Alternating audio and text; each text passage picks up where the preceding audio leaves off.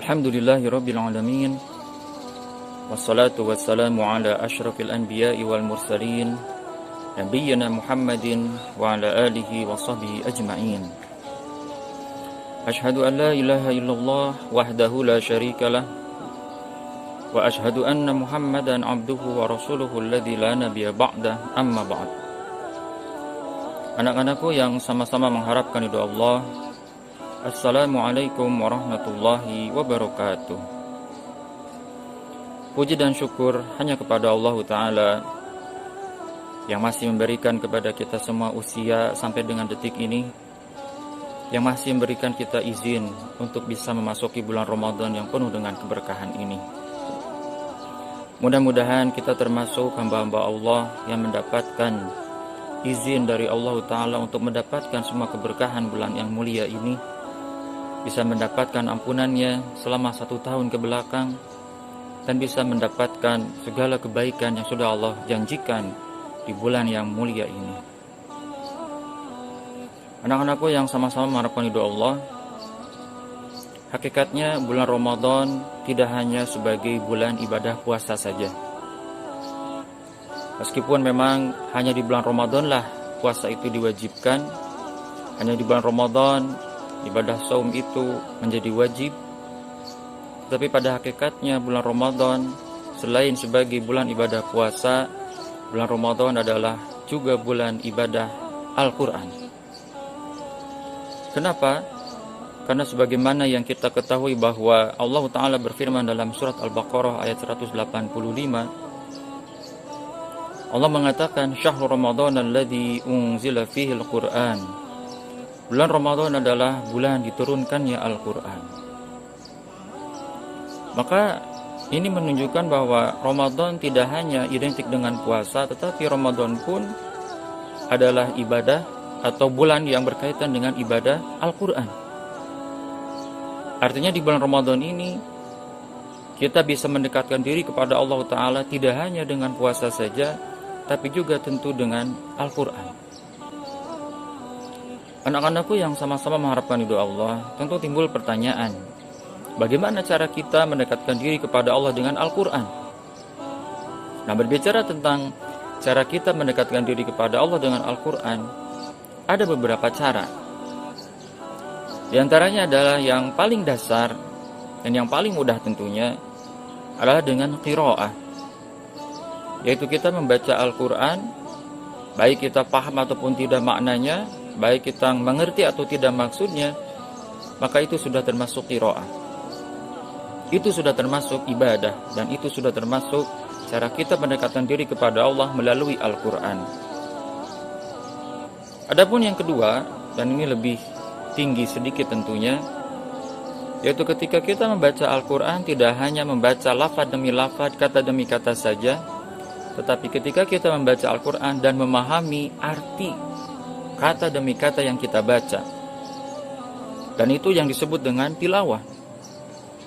Jadi tilawah itu adalah membaca Al-Quran sambil kita memahami artinya, sehingga ketika kita membaca Al-Quran kemudian kita berusaha untuk mengetahui terjemahnya, misalkan membaca Quran terjemah, apalagi sekarang sudah ada terjemah Al-Quran yang kata demi kata, maka saat itu kita sedang melakukan apa yang disebut dengan tilawah, yaitu membaca Al-Quran tidak hanya sebatas lafaz atau kata-katanya saja, tetapi juga kita berusaha untuk memahami artinya. Itulah yang disebut dengan tilawah. Yang ketiga, naik lagi 1 derajat dari tilawah, yaitu ketika kita membaca Al-Quran, kita tidak hanya memahami artinya kata per kata atau artinya secara 1 kalimat penuh, tetapi kita juga berusaha untuk memahami maksudnya. Jadi ketika kita sudah membaca Al-Quran, kemudian kita berusaha untuk memaknai atau memahami artinya, kita pun berusaha untuk memahami maksudnya. Jadi apa maksud Allah Ta'ala ketika menurunkan suatu ayat? Apa maksud Allah Ta'ala ketika menurunkan suatu ayat dan memilih satu kata tertentu, tidak menggunakan dengan kata yang lain? Itu disebut dengan tafsir. Nah, jadi tafsir adalah ketika kita membaca Al-Quran, berusaha memahami artinya, juga berusaha memahami maksud dari ayat tersebut. Sehingga tafsir bisa dikatakan lebih tinggi derajatnya dari sekedar tilawah. Kemudian yang keempat, ini lebih dari tafsir gitu ya. Itu naik lagi satu tingkat dari tafsir, itu apa yang disebut dengan tadabbur. Apa itu tadabbur? Tadabbur itu adalah ketika kita termotivasi, terdorong untuk mengamalkan apa yang sudah kita pahami. Jadi pertama kita membaca, yaitu qiraah, kemudian kita berusaha untuk mengetahui artinya, yaitu apa yang disebut dengan tilawah. Lalu setelah kita tahu artinya, kita berusaha memahami apa maksud ayat tersebut. Itu yang disebut dengan tafsir. Dan kemudian yang terakhir yaitu kita berusaha memotivasi diri kita. Setelah kita memahami maksud dari ayat itu, bagaimana cara kita mengamalkannya dalam kehidupan sehari-hari. Itu yang disebut dengan tadabbur. Baik, kita ulang. Yang pertama, cara kita berinteraksi dengan Al-Quran atau cara kita mendekatkan diri kepada Allah dengan Al-Quran adalah yang pertama dengan qiraah, yaitu membaca Al-Quran baik memahami artinya ataupun tidak. Kemudian yang kedua, tilawah, yaitu membaca Al-Quran. Selain membaca lafadznya demi lafadz, kata demi kata dengan baik dan benar, juga kita berusaha untuk mengetahui artinya. Kemudian yang ketiga, naik satu tingkat, yaitu tafsir. Selain kita membaca lafadznya, kemudian kita berusaha untuk mengetahui artinya, kata demi kata, kita juga berusaha untuk mengetahui maksud dari ayat tersebut. Dan yang terakhir, dan ini ada yang lebih tinggi, tidak hanya memahami maksudnya saja, tapi juga sampai kepada tadabbur, yaitu kita baca, kita tahu artinya, kita paham maksudnya, dan kita memotivasi diri kita untuk mengamalkan apa yang sudah kita pahami tersebut dalam keseharian kita. Anak-anakku yang sama-sama harapkan ridho Allah, maka dari 4 tingkatan tadi, qiraah, tilawah, kemudian tafsir, lalu tadabbur, semuanya tetap akan berawal dari satu langkah yang paling dasar, yaitu qiraah. Tidak mungkin ada orang yang bisa mentadabburi Al-Quran tanpa membacanya terlebih dahulu. Tidak mungkin ada orang yang bisa paham atau membaca tafsir Al-Quran, paham maksud dari ayat-ayat yang dibacanya, kalau dia tidak membaca terlebih dahulu lafaz demi lafaz Al-Quran tersebut. Kemudian juga tidak mungkin orang itu bisa mengetahui arti kata demi kata Al-Quran itu, bisa mengetahui terjemah dari Al-Quran itu kalau dia belum membacanya terlebih dahulu secara keseluruhan. Maka oleh karena itu, dari 4 tingkatan tadi, tetap yang paling dasar itulah yang paling dibutuhkan oleh kita semua. Tanpa ada qiraah tidak akan ada tilawah, tanpa ada qiraah tidak akan ada tafsir, tanpa qiraah tidak akan ada tadabbur. Artinya tetap langkah pertama yang paling dasar yang harus selalu kita lakukan, interaksi kita dengan Al-Quran ini adalah dengan cara qiraah atau membacanya. Anak-anakku yang sama-sama harapkan ridho Allah, maka di bulan Ramadan ini, sebagaimana yang tadi saya sampaikan bahwa bulan Ramadan adalah bulan ibadah Al-Quran. Artinya di Ramadan ini kita harus menjadikan Al-Quran lebih dekat lagi daripada bulan-bulan sebelumnya.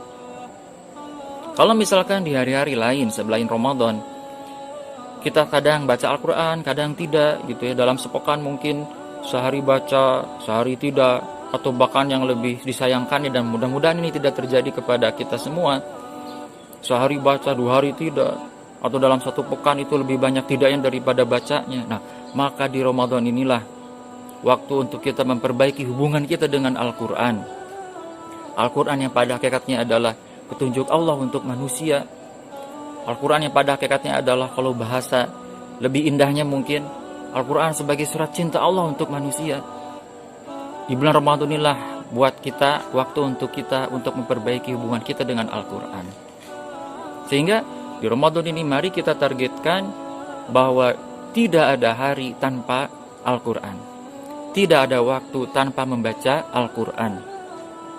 Kalau misalkan di hari-hari lainnya kita bisa kuat di depan laptop, di depan komputer, atau di depan HP kita, untuk menonton YouTube lah, atau untuk main game, atau untuk melakukan hal lainnya yang berkaitan dengan kesenangan gitu ya. Maka di Ramadan ini mari kita kurangi hal itu, tapi kita ganti dengan Al-Quran. Mari kita isi waktu-waktu kita dengan Al-Quran. Sehingga tentu ketika kita lebih sering membaca Al-Quran, lebih sering bersama dengan Al-Quran, kita akan lebih banyak bisa menghatamkannya. Nah, maka di Ramadan inilah mari kita minimalnya kita punya target bahwa Al-Quran itu bisa kita khatamkan minimalnya 1 kali. Al-Quran yang terdiri dari 30 juz ini bisa kita khatamkan minimalnya 1 kali. Itu bagi mereka mungkin yang di bulan-bulan sebelumnya tidak bisa membaca Al-Quran khatam dalam 1 bulan. Ya, jadi bagi anak-anakku yang mungkin belum terbiasa menghatam Al-Quran dalam 1 bulan, maka Ramadan inilah waktunya untuk latihan, yang mudah-mudahan nanti setelah Ramadan bisa diteruskan. Ya, tapi kalau misalkan di antara anak-anakku ini sudah ada yang terbiasa gitu ya membaca Al-Quran dalam 1 bulan sudah khatam, maka di Ramadan ini waktunya untuk meningkatkan. Kalau di bulan-bulan lain misalkan ya ada yang istilah dengan odoj itu, ada yang dikenal istilahnya dengan odoj, one day one juz, maka di Ramadan ini mungkin bisa dirubah menjadi one day 2 juz gitu ya, mungkin minimalnya 1 hari 2 juz, 1 hari bisa mungkin 3 juz. Untuk apa? Agar kalau misalkan 1 hari 2 juz berarti kita bisa menghatamkan Al-Quran dalam 1 bulan sampai 2 kali. Nah, berbicara tentang itu, anak-anakku yang sama-sama ridho Allah, mungkin timbul pertanyaan, bagaimana caranya? Bagaimana caranya agar dalam waktu 1 bulan itu Al-Quran yang dari 30 juz ini minimalnya bisa khatam dalam satu bulan gitu ya. Itu kalau misalkan targetnya adalah khatam 1 kali. Atau juga bagaimana caranya agar membaca Al-Quran ini bisa khatam kalau misalkan ada yang ingin lebih dari 1 kali, 2 kali, atau 3 kali. Nah, anak-anakku yang sama-sama harapan ridho Allah, sebetulnya logikanya gitu ya, kita tidak akan bisa memindahkan misalkan beras gitu ya yang banyak, yang berat dalam sekali angkat. Misalkan orang yang tidak terbiasa membawa beban yang berat, terus kemudian kita ingin memindahkan tuh 1 karung beras yang berat itu, yang besar itu, mungkin ada yang 50 kilo gitu ya, 1 kali angkat mungkin kita tidak sanggup. Tapi kalau misalkan kita pindahkan gitu ya beras itu, mungkin kita pindahkan ke wadahnya yang di dalam rumah, kita pindahkan mungkin 1 gayung gitu ya, mungkin kita pindahkan segayung demi segayung, maka insya Allah beras yang begitu banyak itu bisa kita pindahkan.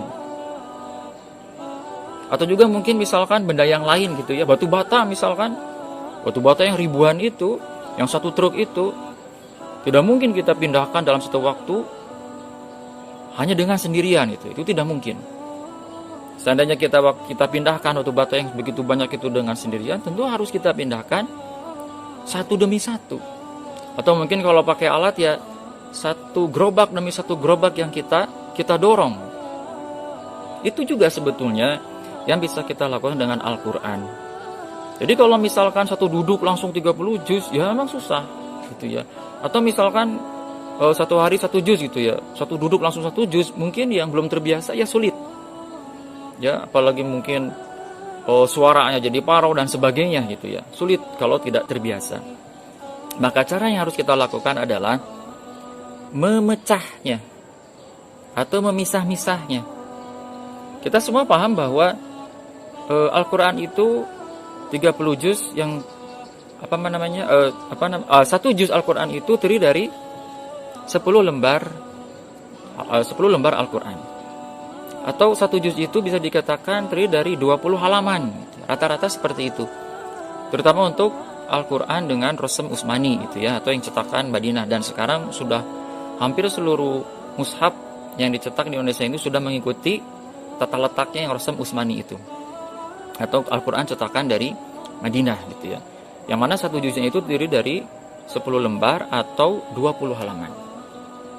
Maka kalau misalkan kita pecah gitu ya, kalau misalkan itu 1 juz itu ada 20 halaman, seandainya kita ingin memecahnya menjadi 5 gitu kan, berarti kan setiap kali kita baca itu bisa 4 halaman. Misal kita ingin membacanya jadi 5, karena kita berencana ingin membaca Al-Quran ini setiap habis sholat misal gitu ya. Setiap habis sholat kita baca Quran, setiap habis sholat baca Quran. Berarti setiap habis sholat itu bisa kita baca sekitar 4 halaman. Misal setelah subuh 4 halaman, setelah duhur 4 halaman, setelah asar 4 halaman, setelah maghrib 4 halaman, setelah isya 4 halaman. Alhamdulillah itu satu hari itu kita sudah menyelesaikan 1 juz. Atau misalkan kalau masih merasa kebanyakan, kalau belum terbiasa, bisa dipecah lagi. Sebelum sholat misalkan, sebelum sholat 2 halaman. Ya kan? Setelah sholat 2 halaman. Jadi sebelum sholat 2 halaman, setelah selesai sholat 2 halaman, sehingga menjadi 4 halaman. Sebelum sholat 2 halaman, selesai sholat 2 halaman, terus seperti itu 5 kali sholat, insya Allah kita sudah menyelesaikan 1 juz. Kalau kita konsisten setiap hari seperti itu, insya Allah 1 bulan kita selesai mengkhatamkan qiraah Al-Quran kita yang 30 juz itu. Nah sekarang kalau misalkan ada yang punya target lebih dari 1 kali khatam, misalkan 2 kali gitu ya, berarti tinggal kita kalikan 2. Berarti kalau misalkan yang ingin 2 kali khatam, berarti minimalnya 1 kali baca itu, 1 hari itu kita harus menyelesaikan 2 juz. Nah berarti kalau begitu, kalau ingin dibaca setiap kali habis selesai sholat, berarti kita harus baca, kalau tadi 1 juz itu diselesaikan setiap habis sholat itu 4 halaman, berarti kalau ingin 2 juz tinggal dikali 2, 8 halaman. Seandainya berat, tinggal dibagi 2 lagi tuh, sebelum dan selesai sholat. Sebelum sholat 4 halaman, selesai sholat 4 halaman. Terus seperti itu, setelah misalkan sebelum subuh 4 halaman, selesai subuh 4 halaman, sebelum duhur 4, sesudahnya 4, asar sebelumnya 4, sesudahnya 4, maghrib sebelumnya 4, ya sambil menunggu buka puasa tuh. Setelah maghribnya 4, sebelum isya 4, setelah isya 4, insya Allah 1 hari itu kita sudah membaca 2 juz Al-Quran. Kalau kita konsisten terus seperti itu, insya Allah dalam 1 bulan kita sudah mengkhatamkan 2 kali khatam Al-Quran. Anak-anakku yang sama-sama harapan ridho Allah, sebetulnya semangat kita untuk membaca Al-Quran itu cukup saja dengan membaca 1 hadis yang diriwayatkan oleh Imam Tirmidzi, di mana di dalam hadis itu Rasulullah SAW mengatakan bahwa man qara'a harfan min kitabillah, siapa yang membaca 1 huruf saja dari kitab Allah yaitu Al-Quran, falahu hasanah, maka bagi orang itu mendapatkan 1 kebaikan. Wal hasanatu bi asyri amsalihha, dan 1 kebaikan itu 10 kali lipat pahalanya. Artinya 1 huruf yang kita baca, kita bisa mendapatkan 10 pahala. Bayangkan berapa ribu huruf yang kita baca. Kalau misalkan 1 hari 1 juz, berapa ribu huruf, ya kan? Apalagi bacaan kita dipecah-pecah menjadi 5 kali baca dalam 1 hari, berarti kita lebih sering membaca Al-Quran. Apalagi ternyata dipecah lagi 2 kali lagi ya, sebelum setelah, berarti kita sangat sering membaca Al-Quran saat itu. Sehingga ketika kita lebih sering baca Al-Quran, berarti lebih banyak pahala yang insya Allah kita dapatkan. Bayangkan 1 huruf 10 pahala, ya kan? Sehingga dengan demikian cukup sebetulnya hadis ini menjadi motivasi untuk kita semangat selalu membaca Al-Quran setiap saat. Yang mudah-mudahan semangatnya bacaan Quran kita ini terbawa terus sampai di luar Ramadan. Jadi tidak sekedar hanya Ramadan kita semangat untuk membaca Al-Quran begitu banyak, tetapi kita juga pas luar Ramadan terbawa semangatnya. Dan selalu menjadi patokannya adalah sebelum dan setelah sholat kita baca Al-Quran. Bahkan akan lebih baik lagi kalau ditambah lagi gitu ya. Tidak hanya sebelum selesai sholat juga, tapi setiap kali kita akan beraktivitas gitu ya. Atau setelah beraktivitas, misal gitu ya, ini untuk contoh saja, misal setiap habis main game baca Quran dulu, atau pas mau main game baca Quran dulu. Ya kan? Supaya apa? Supaya main gamenya tidak kebablasan gitu, sama Allah dijaga tuh. Karena diawali baca Quran dulu. Misal saja ini, sebelum main game baca Quran dulu, selesai main game baca Quran dulu. Jadi tidak hanya sebelum selesai sholat saja, tapi sebelum selesai beraktivitas, berkegiatan atau main gitu ya, itu baca Quran dulu. Luar biasa kalau bisa seperti itu. Misalkan sebelum internetan, baca Quran dulu. Selesai internetan, baca Quran lagi. Masya Allah. Kalau bisa seperti itu, Masya Allah, tiada hari tanpa Al-Quran, tiada waktu tanpa Al-Quran. Insya Allah kita menjadi ahlul Quran. Sehingga kalau Al-Quran itu sering dibaca, sehingga Al-Quran itu masuk ke alam bawah sadar kita. Sehingga setiap kali kita beraktivitas, kita akan dijaga oleh Allah melalui Al-Quran yang sering kita baca itu.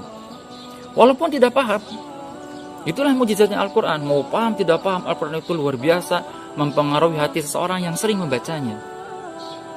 Mungkin di antara kalian ada yang pernah melihat sosial eksperimen gitu ya, yang dilakukan oleh sebagian YouTuber di luar negeri sana, di Amerika sana. Mereka mencoba memperdengarkan bacaan Al-Quran kepada orang-orang non-Muslim, orang-orang yang bukan Islam gitu ya, yang tidak beriman. Coba akan dengarkan Al-Quran. Hampir semuanya menangis. Intinya bahwa Al-Quran itu adalah mukjizat, yaitu ketika dibaca, baik dipahami ataupun tidak, itu adalah mukjizat yang luar biasa yang akan mempengaruhi hati kita. Sehingga kalau misal Al-Quran itu sudah masuk dalam hati kita, insya Allah dengan Al-Quran, dengan cahaya Al-Quran itulah Allah Ta'ala akan membimbing hidup kita. Setiap kali kita mendapatkan masalah, kesulitan, kita insya Allah selalu bisa bersabar. Ketika diberikan nikmat oleh Allah, kesenangan, kita tidak akan pernah lupa untuk selalu bersyukur.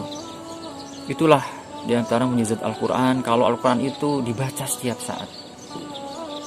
Anak-anakku yang sama-sama rahmani Allah, oleh karena itu, marilah kita jadikan Ramadan ini adalah bulan untuk meningkatkan hubungan kita dengan Al-Quran. Mari kita baca sebanyak-banyak Al-Quran ini. Walaupun mungkin saat ini kita belum bisa memahaminya, tapi insya Allah suatu waktu nanti ketika kita sudah terbiasa membacanya, kita akan lebih haus lagi ingin membacanya, lebih dari sekedar baca, tapi ingin mengetahui artinya. Kalau kita sudah terbiasa tahu artinya, insya Allah kita akan terdorong lagi ingin lebih dari itu. Kita ingin mengetahui maksud ayatnya. Dan tentunya, walaupun sebelum kita mencapai itu, kewajiban kita mengamal Al-Quran pun sudah ada, tapi mungkin setelah kita memahami maksudnya, motivasi untuk mengamalkan Al-Quran itu lebih besar lagi dari sebelumnya. Oleh karena itu, mari kita targetkan di Ramadan ini minimalnya bisa khatam 1 kali khatam. 30 juz ini bisa kita selesaikan dalam 1 bulan, yang mana dipecah gitu ya, setiap harinya kita bisa baca minimal 1 juz. Tapi seandainya sudah terbiasa seperti itu, mari kita tingkatkan. Mudah-mudahan di bulan Ramadan ini bisa kita baca lebih dari sekedar 1 kali khatam, tapi sampai 2 kali khatam minimalnya, yang berarti setiap hari kita membaca minimalnya 2 juz. Anak-anakku yang sama-sama rahmani Allah, mungkin itu yang bisa Ustaz sampaikan. Semoga bisa menjadi motivasi buat kita semua, bisa menjadi inspirasi gitu ya, bagaimana caranya agar nanti agar di bulan Ramadan ini kita benar-benar termotivasi untuk bisa menghatamkan Al-Quran ini dengan sempurna. Semoga bermanfaat. Aqulu qouli hada wa astaghfirullah li wa lakum. Wassalamualaikum warahmatullahi wabarakatuh.